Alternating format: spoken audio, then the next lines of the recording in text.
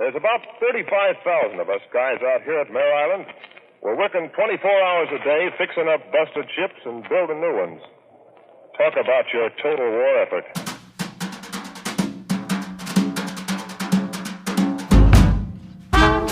Brother, we got it here at Mare Island. Hello, everybody. I'm Justin Crosley. I'm Ryan Gibbons. Kent Fortner. And this is Battleships to Beer, 10 years of Mare Island Brewing Company, and we are now on episode 4. And I'm excited about episode 4 because every small business, every business at all, has a cast of characters that get us to where we are today. And that journey is almost always the most interesting part of podcasting for me. What I've been doing at the Brewing Network for a while is getting to hear the stories about the people in your lives and, in your business that have helped you get here. So that's what we're going to do today. We're going to get through just some of the cast of characters that helped Mare Island Brewing Company be who they are today. But first, I'm dying for an update on the mystery anchor. Oh, the anchor. I really need an update on this mystery anchor. I will update on the anchor. So Brendan Riley, who is a quite celebrated local reporter, he's been on this like a hound dog. And so we got a hold of if you remember, right, we found this old anchor. It was, we didn't know where it came from. We're trying to figure out its provenance.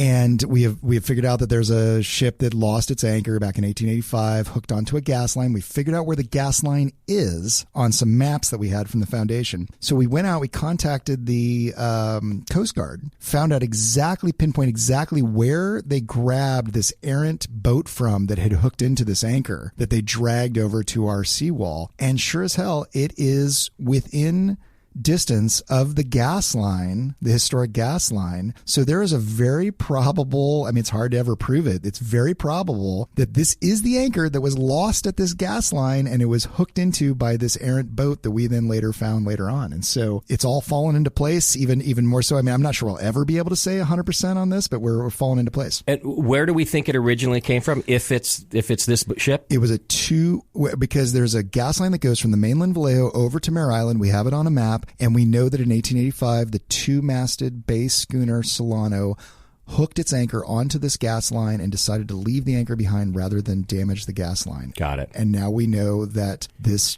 boat that hooked into this anchor was dragged right across that same area and possibly picked up the anchor. Amazing. Right there. And so unless there's 15 anchors correct. Hooked to this gas Correct. line, yeah. Which is possible, but that's actually possible. But the age of this anchor, it has to be. It has age, to be. size, it's definitely plausible.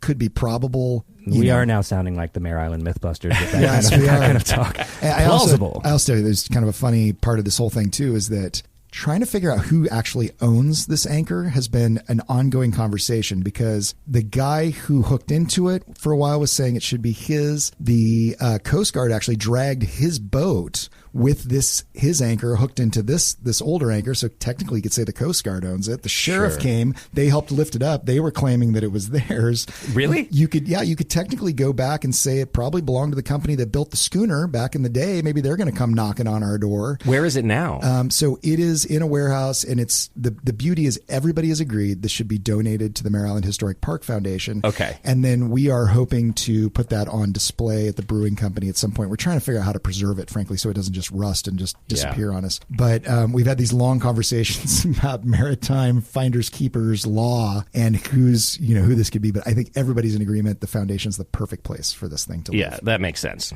I am curious what the sheriff's claim would be. Well, the sheriff, what happened is they came, helped get this line up out of the water and discovered this. They were the ones that were kind of the muscle that moved this up onto the dock, and they were going to come back, get it, take it back, and display it outside the sheriff's department as like yard art, basically. I see. So they had always said that they were going to come back and get it. They didn't tell us that, but when we found it, they called and they're like, yeah, well, we were going to just take it back to the sheriff's department. So we were kind of considering it ours since we found it. I was like, right. You're one of many people laying claim to this anchor, but this is where it's going. And the sheriff's like, it should stay on Mare Island. It should be on display for as many people to see. So we're working on it. I'm not going to say it's going to happen right away, but we're working on getting it out. And how did this local reporter get involved? So I know him through the foundation as well, and he's a good friend. Yeah, he's actually been a customer of ours since we opened. So as soon as we opened, funny enough, he actually doesn't drink beer, but he just loves what we're doing. He's really obviously big into history, and so wanting to go in and make sure that we're saying the history right, he's just been a loyal customer. If any story in Vallejo, particularly something about history, he'll just pop up in the room 10 seconds later. He's got a nose for history like and stories like you've never seen. Okay. And I'm curious, so has this made it into the news yet, or are we the scoop on our podcast? I'm afraid he has written one article on it already, and there's a picture of yours truly, the two of us standing next to the anchor as it's being pulled out of the water. You can Google it. You can see it. Up on up with the forklift. It looks like the fresh catch of the day. Okay. Well, that's all right. We still maybe scooped it in the last episode. Basically scooped it, yes. Yeah, yes. Absolutely. I love a good scoop. We don't get them very often here at the Brewing Network. So this stuff's exciting to me. All right. Well, as I mentioned, we're going to talk about the cast of characters. But first, as always, we need a Mare Island beer in our glass. There it is. There it is. So what we brought today, and is going to go in well with the story here, is we have our 21ers Black Lager. So do you remember when during the George Floyd riots that the brewing industry came out with the beer Black is Beautiful? I don't know if you remember that one. And you know that I thought it was a great cause, thought it was a good idea, but we have had this story for a little while and decided that it was the right time to tell it to the world as well in our way. And so we came out with this black lager called the 21ers. And so Fortner's going to tell you who the 21ers are and how this came to us. It's delicious, by the way. I've spent a lot of time with this guy. His name is Jake Sloan. He's a super cool cat. And I don't know, Jake's probably in his, what do you think, late 70s, early 80s? He might be early 80s now. Probably insulting him by saying that, but I think probably early 80s. Jake was one of what's called the 21ers. There was actually 25 of them, and I'm not entirely sure why that works out the way it does, but they were called the 21ers. Nobody really knows about them. Jake actually just recently wrote a book about it that he's just starting to publicize, and the 21ers were 21 African-American men that worked on Mare Island. And I'm going to get these facts like 75% right, but basically on the island there was roughly 10,000 employees, and like 3,000 of them were African-American. There was 1,000 supervisors, 2 of them were African-American. And this is in the 60s. And these guys got together, and my understanding is there's not a lot of photos of any of them. I think some of them, frankly, couldn't read or write as well. And they wrote a letter to Kennedy about the racial injustices that were going on Mare Island. And I mean, this is a threat of not just their jobs, but you can imagine, back in the day in the mid 60s. And so they sent this letter off to Kennedy. Kennedy hands it to Johnson, says there's to be no reprisal against these guys on Mare Island. I want you to research this. Johnson gets in deep and researches it. It changed how racial issues were handled across naval bases all across the West Coast and all across the country. Wow. And some of the language of that letter that they wrote to Kennedy made its way into the Civil Rights Act, actually. So this was like there's a seminal turning point in sort of race relations, particularly on the island. And Jake is the last of the 21ers that is still alive. There is a small, kind of nondescript monument to him in this local park. We have a photo of Ryan and I standing next to Jake at that monument. And we had Jake, honestly, I mean, this kind of feels like a touchy subject, but, we're 2 Caucasian guys that are trying to tell this story about, to support the Black Lives Matter movement when all this was going on and everything else. And we're treading kind of carefully because we don't want to seem like we're appropriating a cause, but we are fully behind this in this whole thing. Of course. And so we had this 21ers idea and everything. So we called Jake, and I remember being really nervous about this phone call. And I was like, hey, Jake, this is what we're thinking. And I kind of knew him through the foundation a little bit. I just want to know, like, are we off or right track, wrong track? Do we not touch it? Just don't hesitate to put us in our place. And he's like, you're probably going to get some hate mail, but you should go for it. He's like, the stories need to be told. Your heart's in the right place. I believe in you. Go for it. And that's kind of what we needed. We were like, all right, we're on this. So, we did a black lager for Black History Month called the 21ers.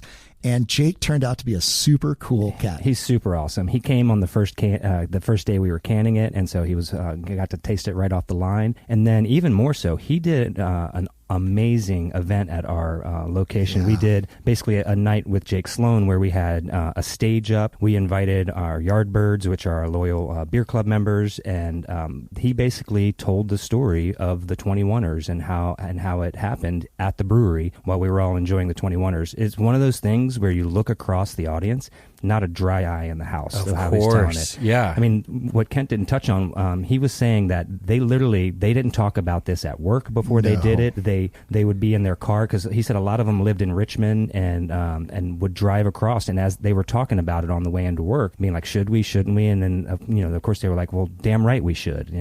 But yeah, it was just a crazy story for these guys to stand up like that, and how it actually was part of a bigger movement at the time. I have tried to express to you guys how fascinating the stories that are coming out of this island are to me. I've had the chills the whole time you're telling me this story. It's so impressive to me, the impact the things that have happened on this small base, on this small island, have had across the country. For you to say that some of that language ended up in the Civil Rights Bill. Right. Chills. I just think it's incredible. It's so awesome. And, I think a travesty is Jake's the last one alive.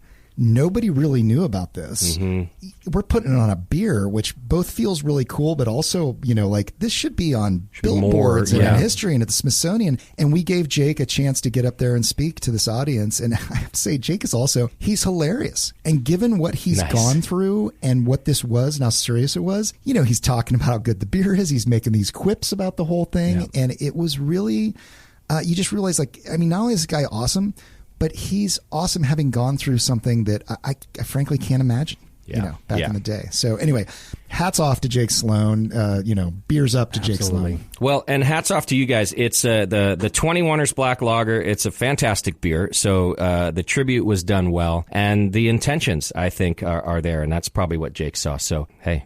Nicely done, boys. And we do. We release it every February for Black History Month, just because it's just the most important Black history that we know so far from Mare Island. Yeah, correct. I love it. I think you'll see it on tap at the Hop Grenade next February. I did not know that this was a thing, and both because the beer is delicious, but I love this. The reason that you did it. So you do it. We'll bring Jake down here because he's still around. And we'll have a beer and a flatbread out there. That'd be great. I would be so down for that. And if you see the icon on the can, if you see it out in the stores, or you can go on our website, mareislandbrewingco.com, and the actual icon is of the monument that's on Mare Island, and then we've kind of wreathed it around with the names of the 21ers on there. Amazing. Just another amazing story coming out of Mare Island. All right, so, I've been to the brewery. I got a nice brewery tour from y'all when I first went there, and I noticed that you've got names on your tanks. Every tank has a different name, and I'm not talking like Tank 1, Tank 2 here. And that's exactly why that they're not that. I've worked and when I was in the wine industry, I worked around the world in different wineries, New Zealand, Australia, Bulgaria, and one of the things that I started to do in my overseas travels, I started to name the tanks after my friends or people that I wish were there, or friends that I had made wine with at another place. Sounds like you were lonely. It was mostly in France, where I was the only guy in the cellar there, but for sure, just homesick, maybe a little homesick. There we go. And from that, when we were starting the brewery, I was like, FV01, fermenting vessel number 1. It's just so boring. It doesn't have any character. So every time we have a new tank, we name the tank after someone that has, impacted us some way through the business, helped us along the way, or maybe we just need a little ease on their invoice when it comes in. But there we go. So all of our tanks now, it's kind of like an honor. It's our tank Hall of Fame in that essence. And us in the production and brewery, we talk about these as people. So it's you're moving the Wolf over to B McD over there, and everyone. And it's funny when everyone starts, it's great because I get to tell the stories about who all these people are. Yeah. And then when the people come in, like for instance, we have Omar, our UPS driver. He got a tank named after him because he's just fantastic. He's the best UPS guy ever. But every time he comes in, I'm like, hey, this is Omar. Here's Omar right here. And it just it gives good life to the beer that you're making, and makes good camaraderie back there. Well, and in that example, and I'm guessing for almost every example, if not all of them, that must have made Omar so happy. Oh, absolutely. He didn't expect that, I'm sure. Oh, there were pictures taken, sent to his mom. It's definitely. But it was well earned. I mean, I don't want to get Omar in trouble, so we're not going to go into great detail. But he has gone above and beyond for a UPS driver. Let me just put it. We have multiple locations. We got a lot going on, and Omar he takes care of it. He'll flag me down as I'm driving down the island and be like, "Hey, I got this package. It looked like it was time sensitive," and hand it out the window to me as I'm driving down the island. I mean, he's remarkable. I can't tell you how many times I've been on something like Lublin Exchange to get hops, and if they don't have UPS as a carrier, I will actually probably pay 50 cents more a pound on something just to make sure UPS can bring it. Yeah. Because of Omar. So the tanks definitely, they have a life of their own, which again, it's got to be friends. I'm not lonely in the brewery anymore, but it's nice. There we go. One of our very first tanks we named after it's the Brogan. Oh, the Brogan. Ariana Brogan. The Brogan. And because when we started this, we really didn't have two nickels to rub together, basically. We were really scrapping by. And we were trying to do the design. There is the logo that if you see our brewery logo, it's the Mare Island Brewing Company logo. It is built upon a logo that was actually famous on Mare Island that was done by these sailors. I don't know what year it was, but it won a bunch of awards. Yeah, I actually, I did the initial iteration because I had a little bit of Photoshop skill, but it was just basically cut, paste, and, I didn't have the graphic design ability. So I sent it to Kent, and then... And I was like, well, I have this friend that I kind of knew from college. She works for Apple. She's a designer. Maybe I can just kind of convince her to do this for us. That was my idea. And I called her, and she was quickly onto my scent. And she's like, yeah, I don't have any time for this, but I have a really great designer, just graduated from design school. And, she was interning for me, and she could probably help you out. And so she was in Vermont at the time, I want to say. And so we get on the phone with her, and we're talking, and I'll never forget. I was like, yeah, we need business cards. We need letterhead. We need, and this logo. We need this logo design, and we need some packaging stuff done. What do you think that would cost us? And she was like, I don't know, around 14. And I was thinking, wow, 14,000. I'm like, that's a lot, but actually that's kind of what it would cost to get a full branding package. But I'm like, wow, she's just, was just an intern. She's kind of young. And then she says, or maybe 15 an hour if you're willing. And I was like, oh, well, we can do 15 an hour. That's no problem at all. And I swear all of our stuff cost us, I think it was, I don't know, $400, $500 or something when we got done with all this. Right. And it's killer. She hand drew our logo. She didn't even bill us for half the hours. And it's just been awesome. Now, before everybody says, oh, you guys took advantage of this poor woman, and everything, she used our designs and went and got, as part of her portfolio, and got a job at, I think, Boston. It was Boston Beer. Boston Beer Company. Nice. So she's got this, and eventually she couldn't work for us because she was just off and rocketing in her own career. Sure. But it was great. And so, we put a tank after her because we're like, well, that tank cost us $13,000 less than it should have cost because we saved so much money on design. Absolutely. Yeah, she did our color palette and everything. So kind of all of the things about what make the brand as far as visually came from that start. Yeah. See, these are the stories that are amazing, and both of you starting your careers, right? Yours with the brewery and hers in design. It's just sort of how things go. I donated so much of the Brewing Network's time to get our foot in the door at the Brewers Association and things like that. And so, mutually beneficial. And you're right. The logo is fantastic. You do need a professional color palette. I didn't have any of that in the beginning. I had to go pay for that later when I realized, when people were asking me for a new logo or a design for this advertisement, I'm going, I don't know, will this work? No, it won't work. What's your color palette? I don't know. The craziest thing is we have yet to still meet this woman. No, she's never. Oh, no kidding. We've invited her out. Obviously, it's cross country, but maybe we should fly her out for the 10-year anniversary. Put that Absolutely. in. But yeah, she's just did a fantastic job. And it was kind of, 10 years ago was kind of early on in like Dropbox, remote work kind of concept. So at the time we're like, well, you kind of need to come out here and see it. And she's like, no, I think I can do just fine from my little cabin in Vermont. And we're like, all right. And she did. She did. Yeah. one of the things down on Maryland, we've always had what I used to call the carnies, down there. And so, I don't know if you know that Austin Powers episode, the Austin Powers movie where he's like, carnies, small hands, smell like cabbage. Yes. So that's what I used to say to Ken all the time. And he's like, who is this you're talking to down there as we're building it? And I'm like, it's one of the carnies. Yeah. And he's like, what do you mean carnies? And as soon as I said small hands, smells like cabbage, he got it instantly. All right. Well, this seems like a perfect spot to take a break so that I can learn more about the carnies at Mare Island Brewing Company. So hang in there with us. You're listening to Battleships to Beer, 10 years of Mare Island Brewing, and we'll be right back.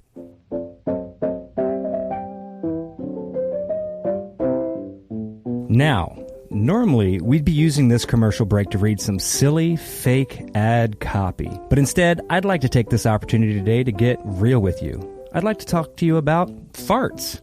Farts are no laughing matter. Not only are they lurking inside each and every one of us, but their impact can be devastating. Believe me, I know. I know what it's like to completely ruin a dinner party. I also know that most of you don't hit the town for a night out, expecting to clear an entire dance floor. But it happens. I mean, farts happen. So I wanted to share a tip passed on to us by our Yardbird Beer Club members. You see, each of the reserve level beers included in our Yardbird releases are bottled and corked by hand.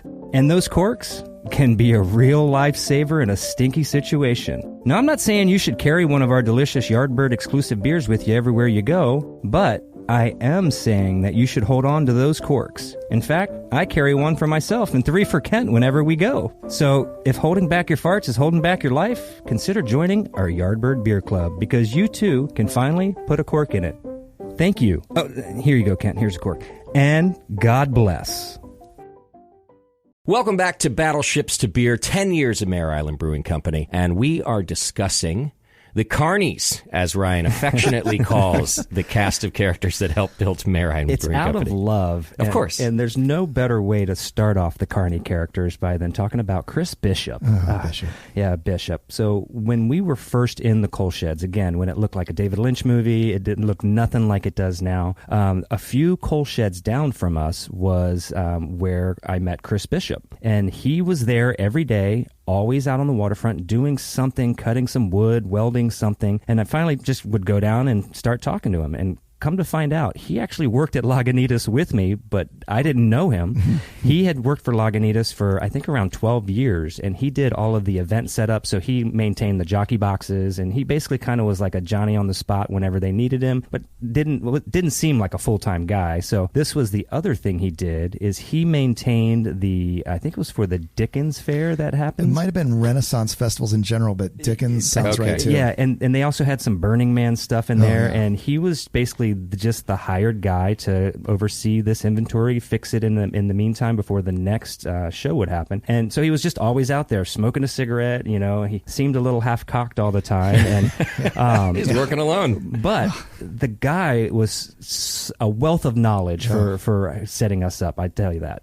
We made our tap handles out of an old 4-inch pipe that came from Mare Island, and a guy named Jeff Wallace, I'll tell you about here in a second as well, welded it with Chris. And when we were trying to figure out what the height of this tap tower needed to be, he put it up on a table, and then he kept touching his chest for some reason, and they would adjust it a little. He kept touching his chest again. I'm like, Chris, what are you doing? And he's like, well, I've been doing this for years now, and I found out the precise height is my nipples.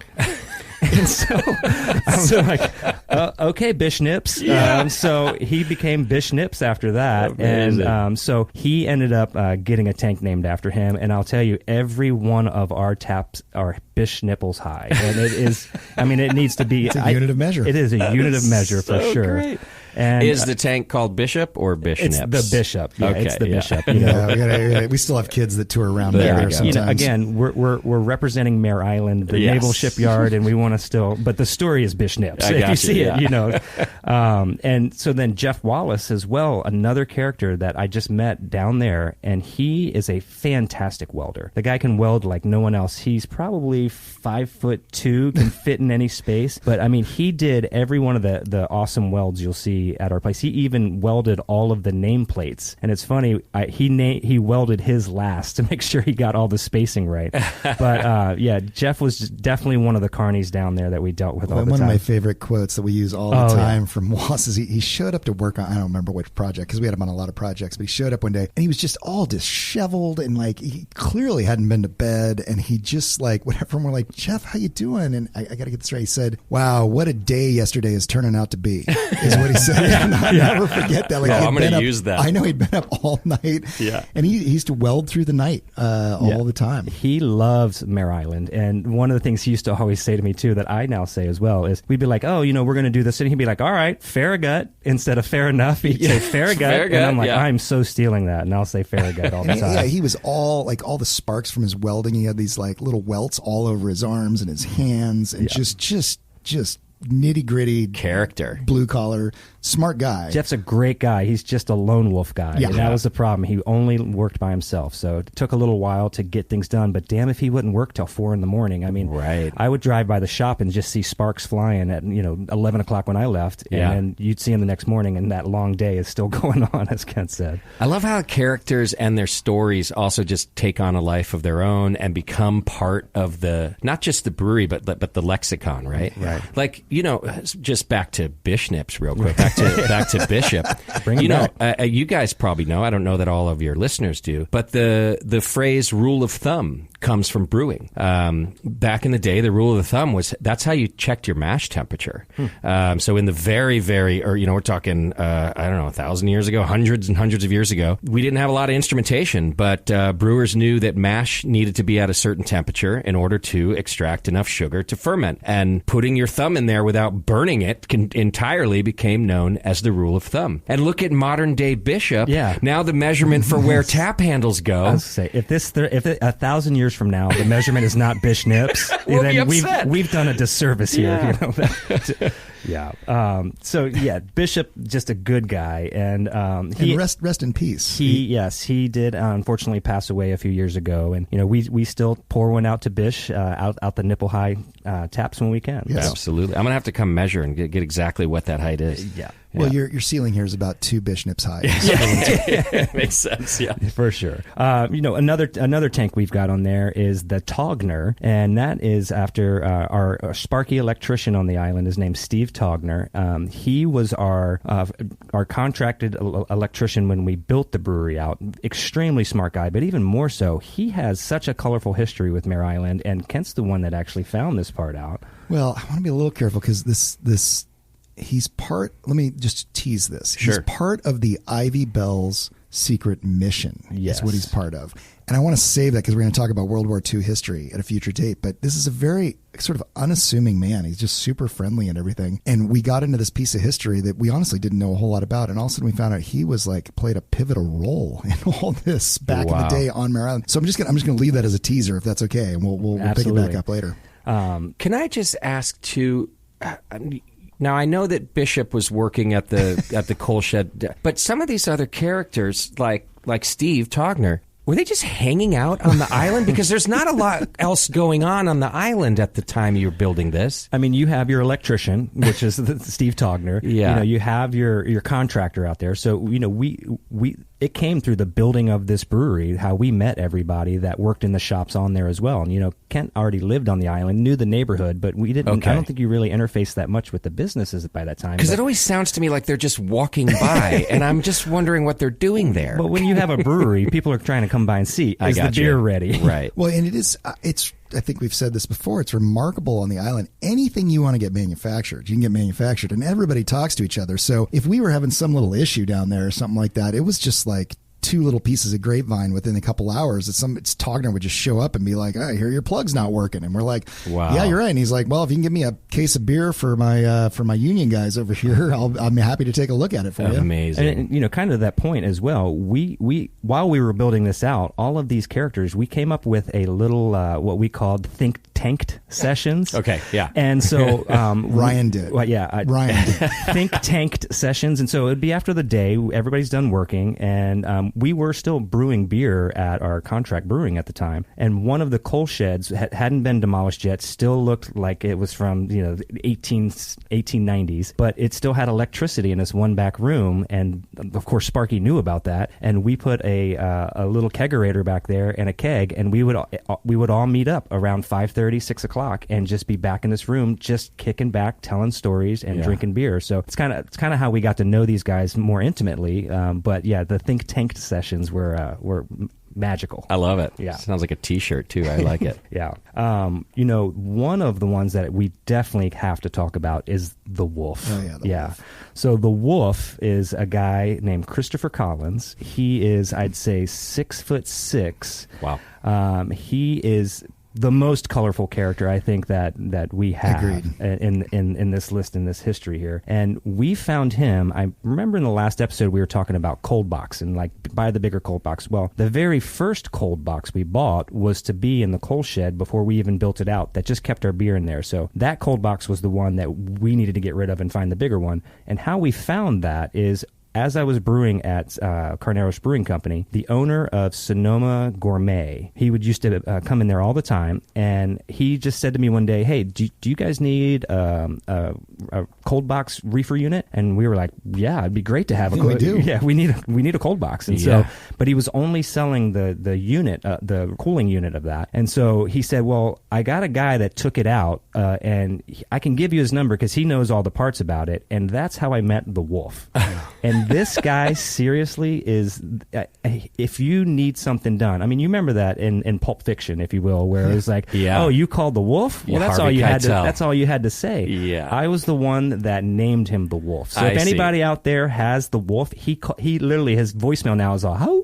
We named him. You've reached the Wolf, and literally, if he can fix anything. And so he is, if again, you're brewing out there, starting your brewery, you need a cooling guy. And if your cooling guy is not as good as the Wolf, well, I got a number for you, because this guy can make it happen. But, Kent tells a good story about when we moved that cold box from the coal shed to that 1980s building we got moved out of after the earthquake. And I was off brewing, and Kent was actually working in the office. And the Wolf shows up, and I have music playing, right? Like ongoing music playing, and the Wolf is humming to himself. "I like to hear some funky Dixieland Pretty Mop," while there's other music going on. And he proceeds to work on this thing, which is just a few steps from my desk.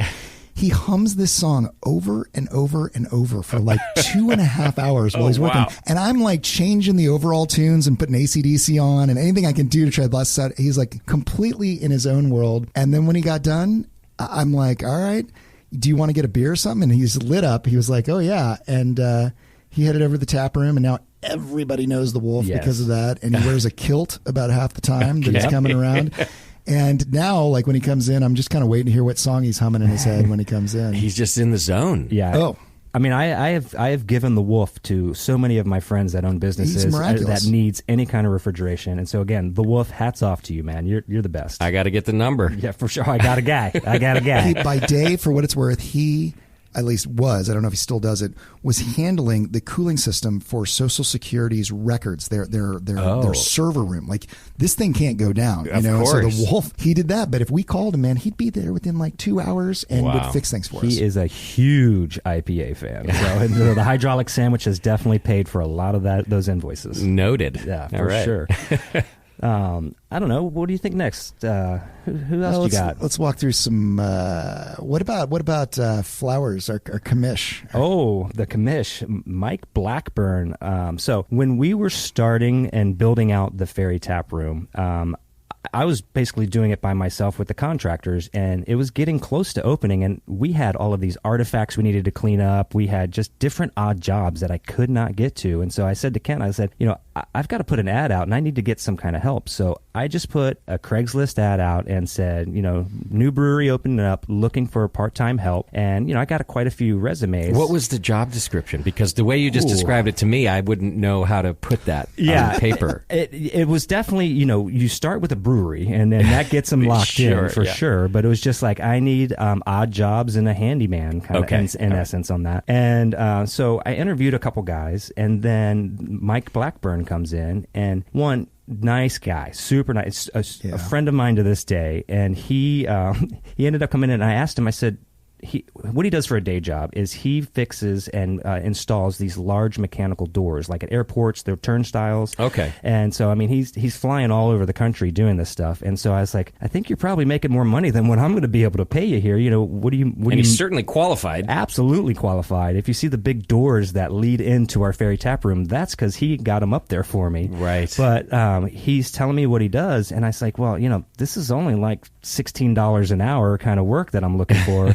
And I said, why are you, what's going on? And he said, well, I'm actually getting married in a couple months, and I love home brewing. I love that you guys are opening in Vallejo, but more so, I just need some extra scratch for my wedding. And from there, I'm just hired on the spot, Yeah. You're putting in the work, and he did some fantastic stuff. And literally, my friend to this day, he's we have fantasy football. He's the commissioner of the league in that. Nice. He actually moved up to Washington and is not even around here, but we talk often about that. And so he has the nickname Flower because he's a rather big guy. And so I said, we're working scrubbing chairs or whatever. And I said, so, your name's Mike, can I call you big guy or whatever? And he said, you can call me Flower if you want to. And he pulled that Bambi reference out. And I said, you just screwed up, bud. You are Flower from here on out. Yeah. So if anybody out there knows Mike Blackburn, it's Flower. Yeah. But great guy. Great guy.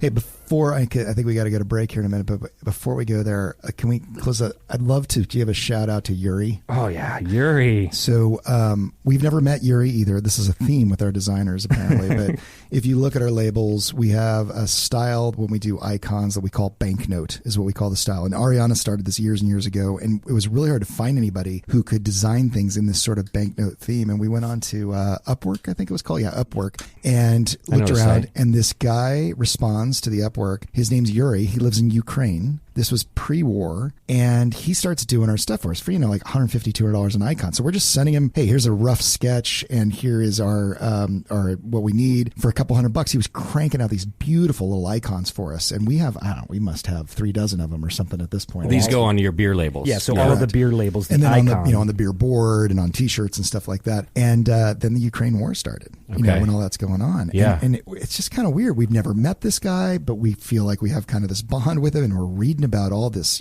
Kiev under fire and everything else. And he goes dark on us for, gosh, I don't know, it was probably 2 weeks or something. And we finally kind of got a hold of him. And it was weird. We were trying to figure out, we need some icons. So, do we ask him to do this? He might want the work or, whatever. So we started out and asked him some questions and said, hey, how's it going out there? And he's like, yeah, we kind of have to go underground every few hours because these things are coming in, but internet's spotty, but when it works, I can send stuff out. He's like, really, I could use the money and I could use the work. And so we're shoveling this work through Upwork to this guy in Ukraine who's fleeing this war zone and kind of traveling around the country, and he's working from his grandmother's house and all this stuff. And he keeps kicking stuff out to us. And we really brought it home, I guess. Absolutely. Is the way to say it.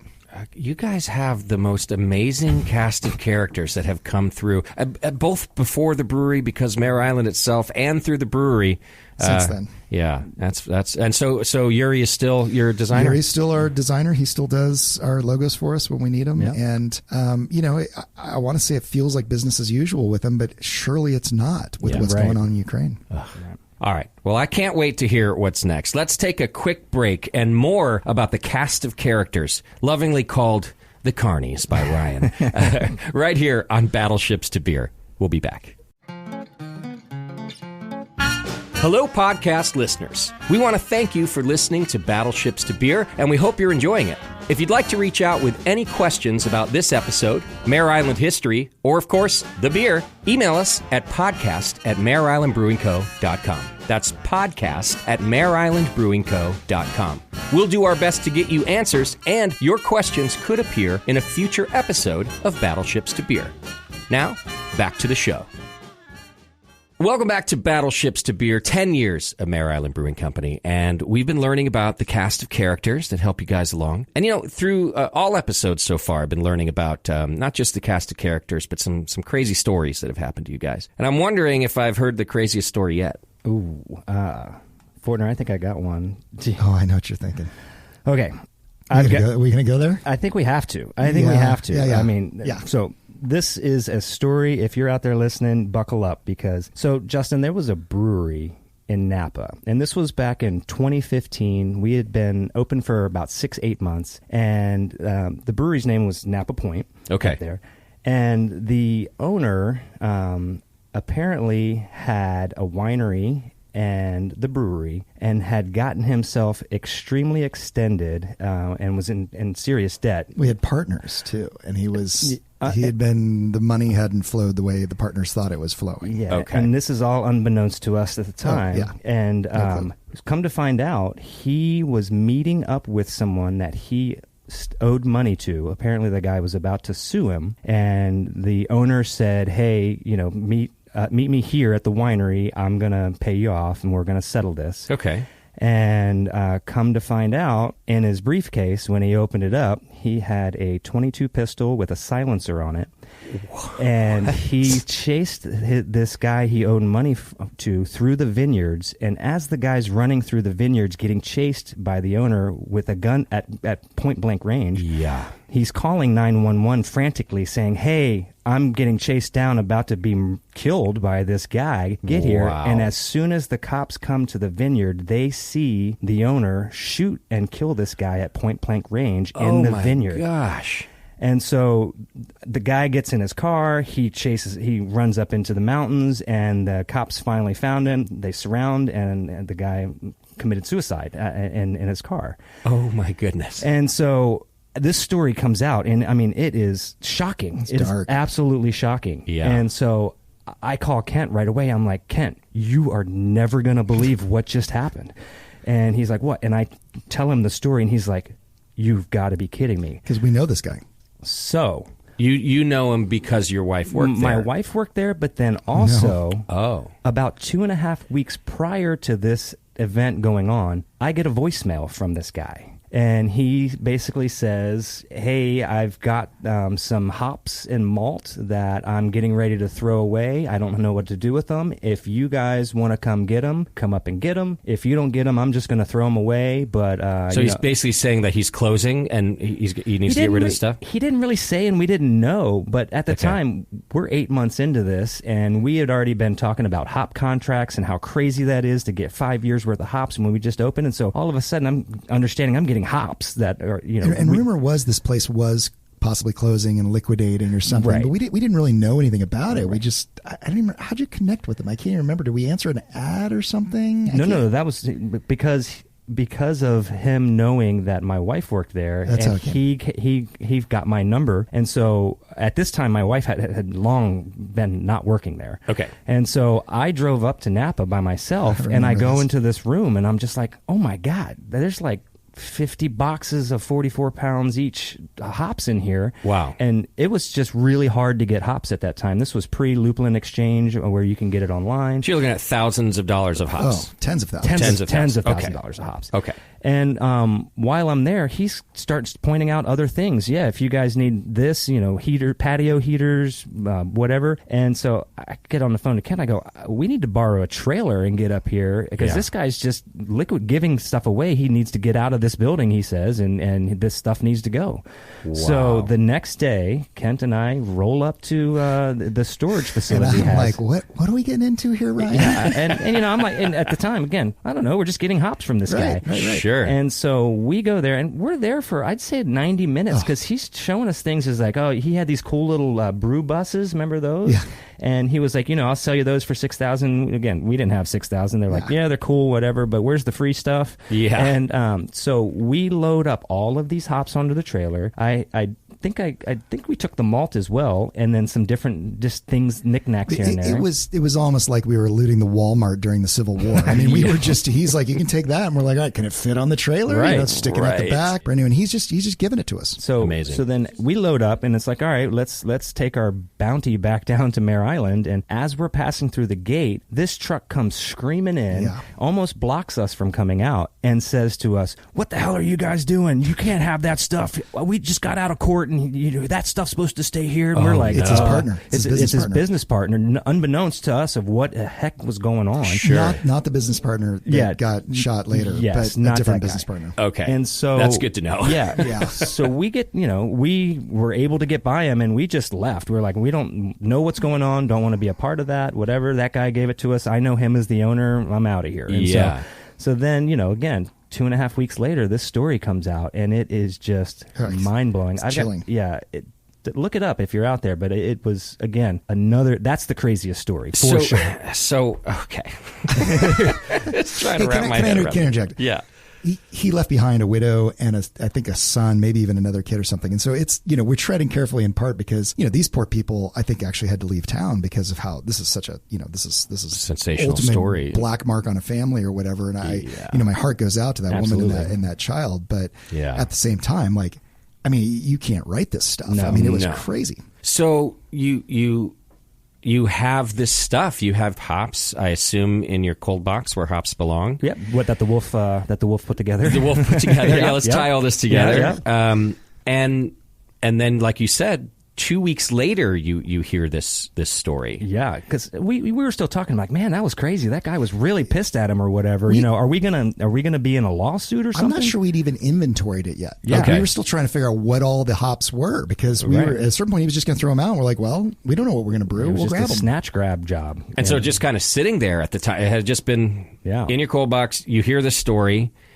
Yeah.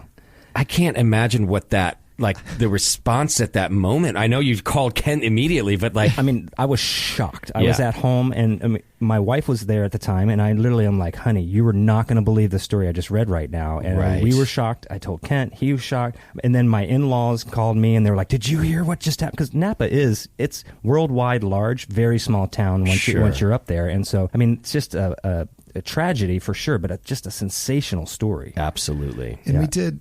Honestly, we were like, all right, I think we shouldn't use these hops until we find out how this all might kind of pan out. And so, I mean, we sat on them for like a year. It was about 6 months. 6 months. Yeah, and at a certain point, they start, getting old. Of course. So you got to use them. But it quickly became clear that this was like a small potato on the grander scheme of what they were dealing with up there or whatever. But yeah, we weren't even sure like what to do about the whole thing. Like, what do you do? Yeah. I mean, come to find, looking through, and once we did inventory all of them, there wasn't a lot of the hops that we already used, and we weren't, we're not the kind of brewery that cranks out all of these new beers every year, so it wasn't going to be so experimental with everything. But yeah, we only ended up using a few of them, but using this story is just insane. Wow. Yeah.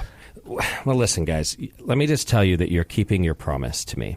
You described this episode to me as, getting to know the cast of characters. And as we all know, you know, some of your cast helps, some of your cast hinders, whether, they like it or not. But they're all involved. Right. And that story, you had not told me the craziest story yet. You're absolutely right. I mean, just to think like, again, I try to hate to put myself in that scenario, but like, what if that was a day where things hit the fan? This would have. You have those thoughts when you realize how close you brushed to the epicenter of this.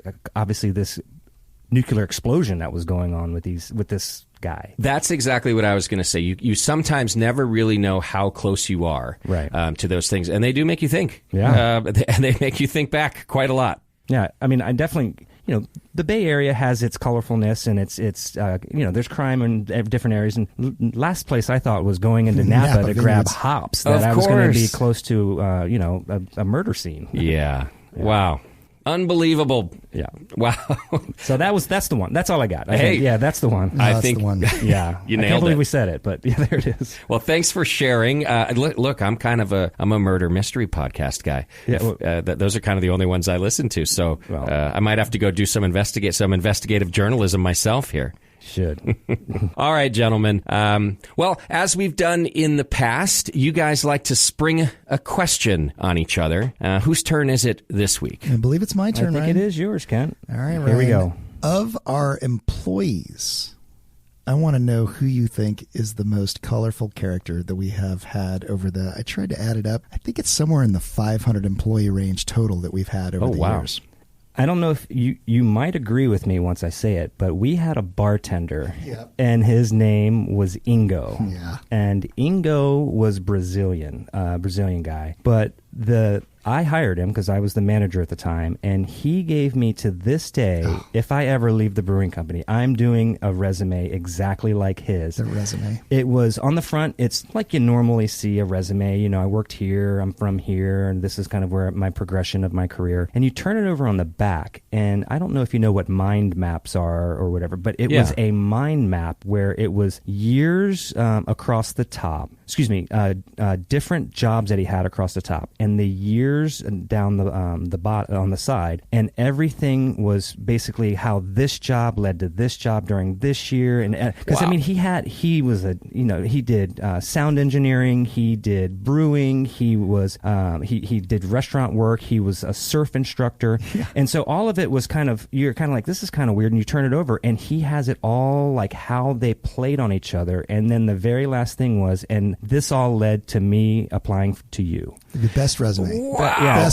Best resume. And so, but I mean, any one of our customers that was in the Ingo era will definitely agree. Like, the guy just had personality, charisma. I mean, the whole Brazilian, like, just attitude. He was, again, he made the nights when you worked with him. My favorite Ingo story is there was a woman, a crazy woman, who claimed she was going to drown herself in the Strait, and she apparently jumped over the edge into the Strait, and Ingo, who was behind the bar, did the full-on Superman, grabbed his shirt and just opened it up with the buttons flying off, and he runs and dives into the Strait to save her. I mean, this is what Ingo would do, and it was only like 2 feet deep, and then it was just mud. So the woman was just sitting in the mud, and Ingo just landed and sunk down to his knees, and he comes out, and now his shirt won't go back on. He's covered in mud. This crazy woman is like, just slopping around in the mud and everything. And but it's just so like Ingo would in a moment shirt off his back. Right. Absolutely. I'm so glad you chose Ingo. I thought that might be the case. Yeah, I had to really look through it, but I mean, yeah, Ingo is definitely, and I still reach out to him this day just because he was that impactful. Yeah. Amazing. Such a great cast of characters, gentlemen. Well, that's about our time for today. On our next episode, we're going to get back to some of the Mare Island military history, specifically World War II, right, Kent? World War II, and I will have an answer for you on whether Farragut was the longest-serving naval officer in the Navy by that time. I forgot that I was supposed to research that. That's okay. I kind of forgot, too, but I do want to know, so thank you. And then, of course, hopefully we'll get to continue our Anchor saga as well. We'll see what happens. All right, gentlemen. Is there a place people can send their questions to you, Ryan? Ooh, absolutely. Yeah. If you have any questions, we'd love to answer them, read them, and you can send them to podcast@mareislandbrewingco.com. Perfect. All right, gentlemen. Well, thank you so much for listening to Battleships to Beer, 10 years of Mare Island Brewing Company. We've got a lot more content to come so you can learn the whole story about how we got to today. Thanks for listening. We'll see you next time.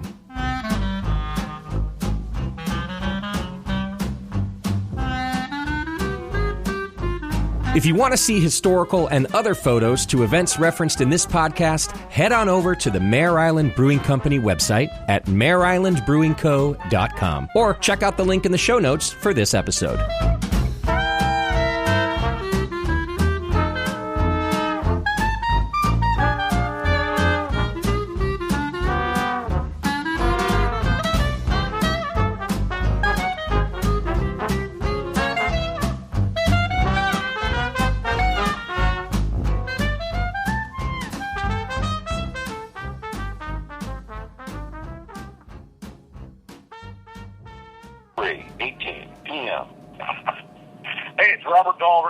Brewing. I can't remember the gentleman who I was speaking to, but they got I got some extra malt and hops, and I'm going to throw them away unless you want them. They're in perfect shape, no issues at all. I just don't have a point for them. So if you want them, come over tomorrow, pick them up. If not, I'll just throw them in the trash. Talk to you later. Bye.